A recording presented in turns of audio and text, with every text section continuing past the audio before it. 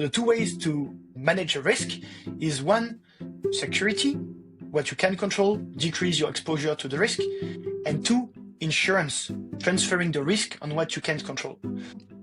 Your risk is my risk, and therefore your well-being is my best interest. So everything I can provide on top will be in your interest and in my interest. So yes, cyber is the new risk, and therefore is the way for them to get new earnings. So all this training part, educating the brokers on how to speak about cyber, answer to the questions, is our job, but it's how we educate the market and make it then big and sticky. The cost of a cyber attack and the impact of a cyber attack will depend massively, both for the insured and for the insurer, on the speed and efficiency of the incident response. Hello, everyone, and welcome to a new episode of the Insurance Distribution Podcast. I'm here with Jules Veyrat, the co-founder and CEO of Stoïk. How are you, Jules? I'm doing great. Thanks for inviting me. That's awesome. Let's jump right away. I researched a bit, and you have a philosophical background. Could you let me know a little bit how this might have influenced the entrepreneurial journey that you're having and the founding of Stoïk, if it had any influence? Yeah, I mean, philosophical background is a bit too much to say. My first working experience after business school was working as a sales, but in a very specific kind of company, which is an editor of a magazine of philosophy. So yes, I was working with philosophers all day, which is what I wanted. I love philosophy, of course. And at some point, beginning of 2021, I felt like I wanted to build a company, and I had two requisites for this company that I wanted to build. One is do something ambitious that grows quickly and never stops accelerating. And two, do it with people that I like and that I enjoy working with and that feel like they share the same ambition, the same goal, the same way of communicating and so on, and therefore enjoy doing it together. Philosophy was not part of it. It's only the name that I've kept, Stoic, inspired from Stoicism.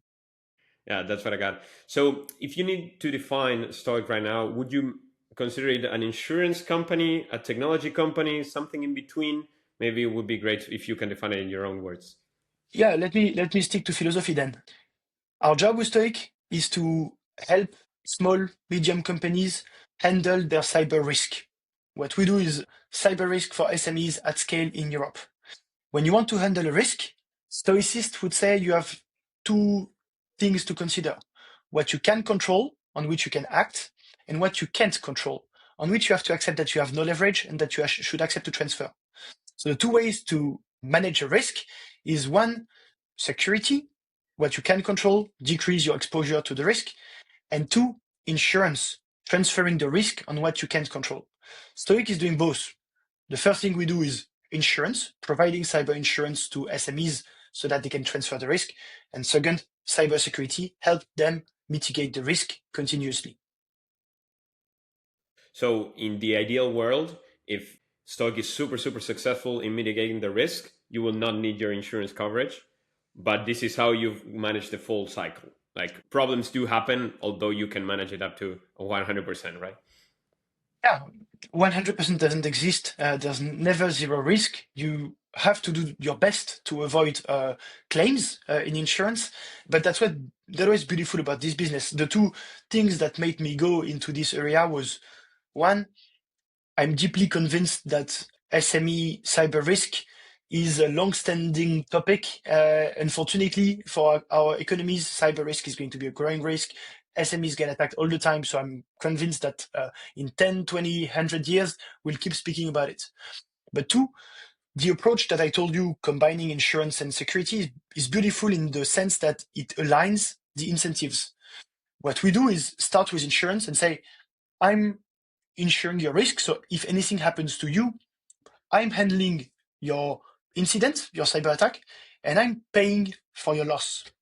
But as soon as I'm insuring you, your risk is my risk, and therefore your well-being is my best interest. So everything I can provide on top will be in your interest and in my interest. So yes, if we can avoid cyber attacks, it's good for the insured, it's good for me, everyone's happy. If not, you have a house coverage, a coverage for your house. No one wants to have fire to use the insurance. You're just happy to avoid it. And if the people that sell you the insurance can help you avoid the risk, it's even better. In the general terms, to avoid these kinds of cyber insurance risks, what kind of things you are providing to SMEs? So it's pretty complex, and there's a wide range of things that you want to do. If you want to make it simple, there are two ways for an attacker to get into an information system. One is to use a technical leverage by exploiting a vulnerability of your information system. Two is to use a human leverage by exploiting the weakness of a human that has a very weak password that you can guess, or that gets phished and therefore get into its mailbox or information system. We try to have some prevention tools that scan the information system of our insureds continuously in order to be able to notify whenever there's something that can be exploited by an attacker, and to train continuously the insureds that we have with phishing, with trainings, so that the humans within the company gets hacked less frequently. And this kind of risk, the human risk, of course, is a risk that never gets to zero, because just one mistake of the CEO or whoever within the company can lead to a cyber attack. But that's what we do. Start with insurance and then provide free prevention services on top of insurance to mitigate the technical and the human leverage that lead to a cyber attack. Gotcha. So undoubtedly, this is the definition of an Insurtech company. However, correct me if I'm wrong, but you have decided to go through the traditional distribution model. You work mostly with the brokers to distribute the product. Let me know if there are other distribution channels, but I understand that brokers is part of the big distribution strategy. How this came to like saying, okay, we're a technology product, we have insurance in the back, but we're a technology product too. Like, why to take this decision, and what are the benefits and challenges of taking this approach? Well, it's pretty fun because when I started mid 2021, my first pitch to the investors was, I'm going to do it direct to customers and reach out to SMEs direct, no need for brokers. So I started and launched my product in France in January 22, reached out to a lot of SMEs, closed some deals with a better margin that I'm doing today because I didn't have to pay for any broker. But the cost of acquisition of SMEs was so high. And most importantly, I had so many experience with speaking to an SME once, twice, three times to convince him that he needed cyber insurance. And then he was convinced and just told me, okay, I understood.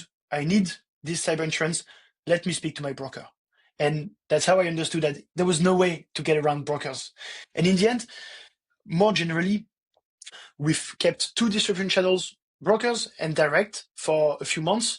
And then the direct part got big, the broker part got big, except the two of them can't match. If brokers know that you're potentially speaking to their customers, they just don't want to work with you. You're either a partner or a competitor. So we decided to stop radically everything that's direct and do exclusive distribution with brokers. That's what we do today. Wherever we go, in every country where Stoïk is, we do only this broker distribution. And just to conclude, I have a strong conviction on SME distribution more generally, whatever the product we speak about. SMEs have are so difficult to reach for so small average contract values or margins that the only way to get at scale with SMEs is to leverage as a distribution channel one of the key partners that every SMEs have. Every SME has a banker, every SME has a lawyer, every SME has a broker, every SME has a notary. Maybe I'm forgetting one, but not sure. And accountant, of course. If you don't have one of the five in your pocket as a distribution channel, you can't distribute at scale for SMEs. And for us, our bet is to do it with brokers because it's their job, obviously, to sell insurance. And I guess the challenge here that we're talking about cyber insurance, it's a new risk for all the companies. Let's talk about like massively last 10 years, probably exploited in the recent 5 years after the pandemic, probably way more. AI brings it to another level. So as a new risk, it's a new product. Insurance brokers, in most of the cases, have been going for a long run. So probably incorporating new products or new lines is something that they want, but maybe it's a challenge for them. How have you been successful getting them to know the product at to a level that they can feel comfortable distributing to their clients? Because it's a challenge to go not only in France, but also other markets that you're doing. Yeah. Yeah. For today we are in a few European markets, 6 of them. So France and Germany are the biggest two. Spain is the third one and is becoming big, and I believe a lot in the Spanish market. Austria, Belgium, and Luxembourg are the other three. That's a fair question. I think you have to understand that most of the brokers have very limited growth because most of the companies they have in portfolio are insured on every line. Like they are insuring, they have a professional indemnity, they are insuring the cars, the floats that they have. So most of the insurance they have, they keep it. And the role of a broker is just to keep his book alive and keep it flat year over year, or maybe grow because the insurance premium is increasing, but not growing by getting new business because there's not a lot of opportunities. Cyber is the new risk, and therefore is the way for them to get new earnings and to make money by covering on a new risk on which their customers are not equipped. So they understand it very easily that not just for their sake, but for the sake of course, the security or the risk management of their customers, they need to be able to address cyber. That being said, most of the brokers are not technical. They don't know how to speak about cyber. They get lost whenever they get a question, which is like, who could attack me?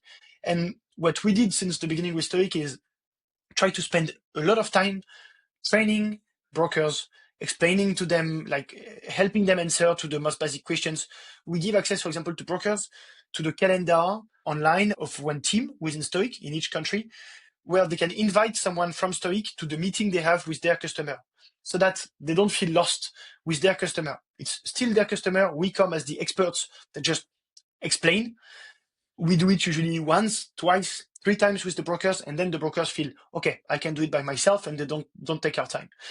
So all this training part, educating the brokers on how to speak about cyber, answer to the questions, is our job, but it's how we educate the market and make it then big and sticky.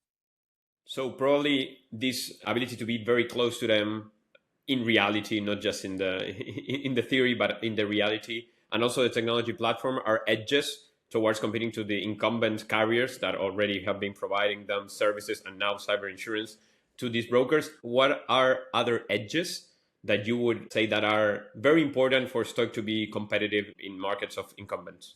I think when you do insurance, selling a policy is an interesting part, but the real value is delivered when there are claims.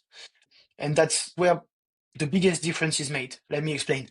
The cost of a cyber attack and the impact of a cyber attack will depend massively, both for the insured and for the insurer, on the speed and efficiency of the incident response. Incident response is the people, technical people, that will intervene when the cyber attack is declared.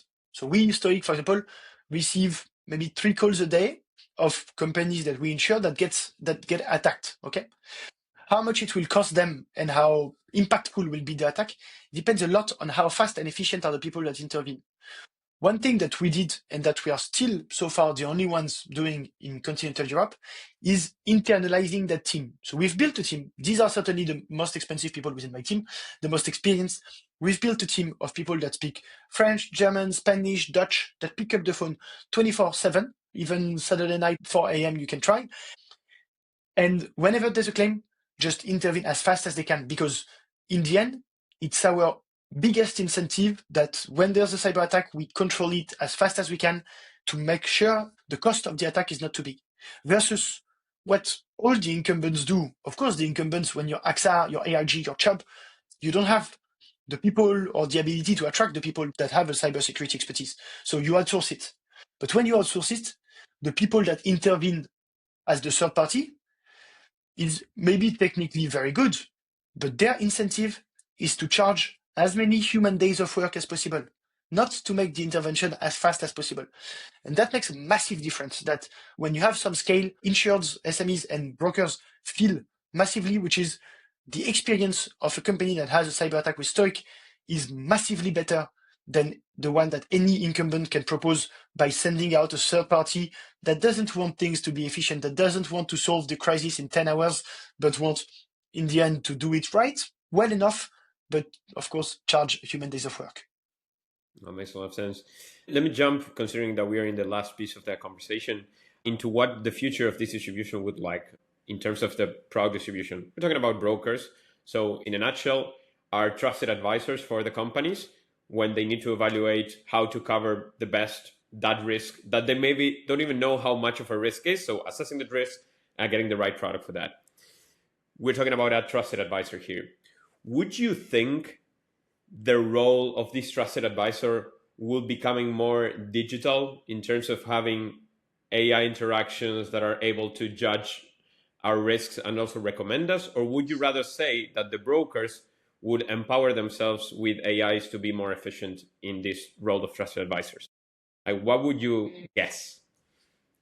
I think my role is to empower brokers with AI, or to empower myself with AI to be able to treat at scale all the interactions I have with brokers. I have a lot of them asking me the same types of questions every day, and I need to be automating some of the answers I'm providing. I want an amendment on this contract that renews.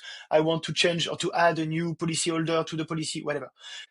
The role of brokers itself remains to be, for me, the human touch that the CEO of the company trusts, that he will call when he has a question, and that has the expertise to advise him. I have a broker that I'm calling sometimes to be like, am I at risk about it? Or I have this problem, am I covered about it? And I don't expect an AI to treat it more efficiently. I expect this person to do it. And it's my role as the person that provides the technology to the broker to make sure that they can focus on it, and everything else that's part of their business, I'm helping them saving time. I don't know if it answers totally to your question, but I'm skeptical about the speed of change, and I'm also skeptical about like changing or adding too much technology to something that's powerful. And what's powerful is that there are a lot of brokers, and we need a lot of brokers because we need each of them to be skin in the game with their customers, to spend time with their customers, to know them very well, to know their risk, to advise them. And that's what they do better than any type of players. So maybe if I can, again, this is pure trying to predict the future. It's not something we can control, so we probably don't need to focus, but for the sake of the exercise, I think it's something interesting.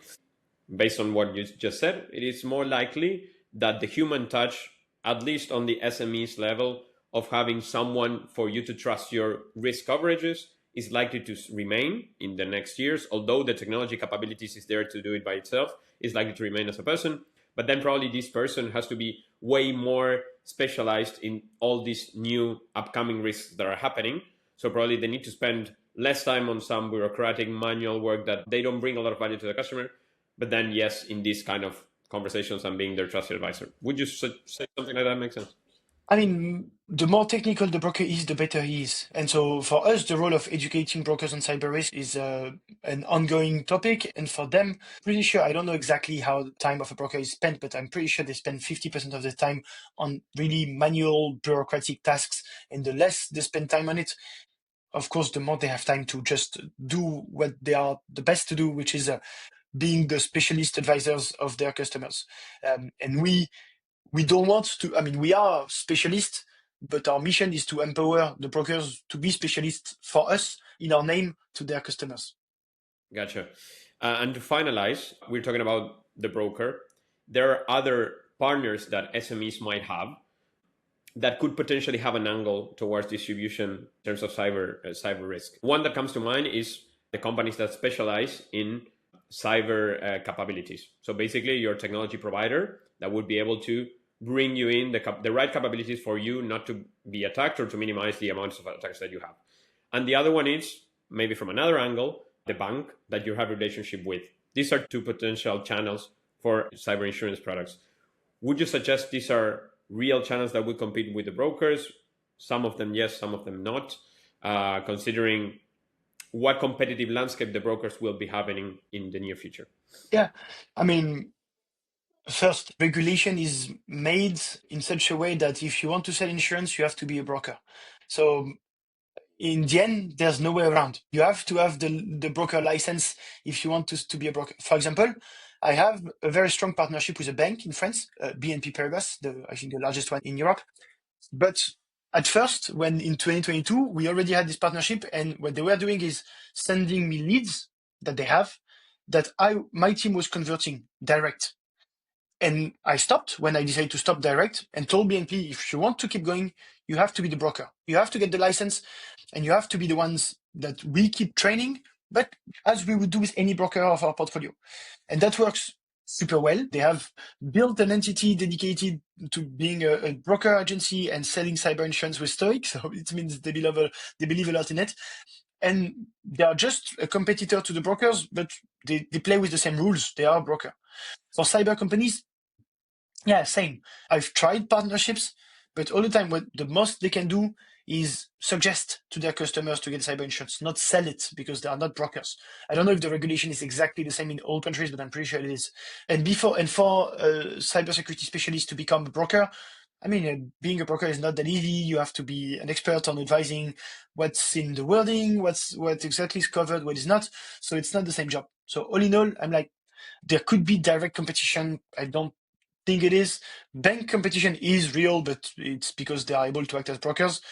But once again, if you want to sell insurance, you have to be a broker. Yeah, absolutely. Yeah, from the regulation perspective, yes. It's more around the kind of analogy of embedded insurance, but in the cyber piece. If you are able to go and be a broker, you don't need the generalistic broker. I didn't answer to this question, but it's a fair one. As of now, cyber insurance is not a product that people buy, it's a product that needs to be sold. So no one proactively buys cyber insurance online. No one does it because people don't know what it covers. People need to be explained what it's about, and they need someone, a broker, to do it. So I don't believe in cyber embedded insurance for now. Maybe regulation will push companies to do it, and therefore you will need to be embedded on any website of the trusted advisor for embedded insurance. But it's not the situation for now. So for now, no one buys the cyber insurance proactively. Great. To finalize, you mentioned SMEs, cyber insurance, continental Europe. What are the next coming, I don't know if countries or states that you would like to reach in the upcoming years? Yeah, I mean, if just taking the next 5 years, covering all continental Europe, not just the 6 countries I mentioned, is already a big step. I would like soon to be in the Netherlands, in the Nordics, in Italy, Portugal, Eastern Europe. So each market is difficult. I want to win wherever I go. So it's a lot of energy. And two, I'm speaking about cyber risk for SMEs, starting with insurance, but providing more and more in cybersecurity. And we keep building new cybersecurity tools continuously and providing them to the insureds. So that's how we keep innovating as well, by not being able to do just like the prevention modules that we are doing, but going much further in what we can provide with cybersecurity, including some paid services that we are building. Just with that, the two areas, opening more countries, getting deeper in cybersecurity, there's a big roadmap ahead, and we are very enthusiastic about it. Amazing. Jules, thanks a lot. You have a fan here. I'm really following your steps. It's a great ambition, a great team, great execution. So looking forward to the next 5 years, seeing it in all continental Europe. And who knows then, who knows what other continents will be conquered by. So Yeah, I have some ideas, but it's too early to tell. Thanks a lot for inviting me, Martin. a pleasure. Take care. Bye.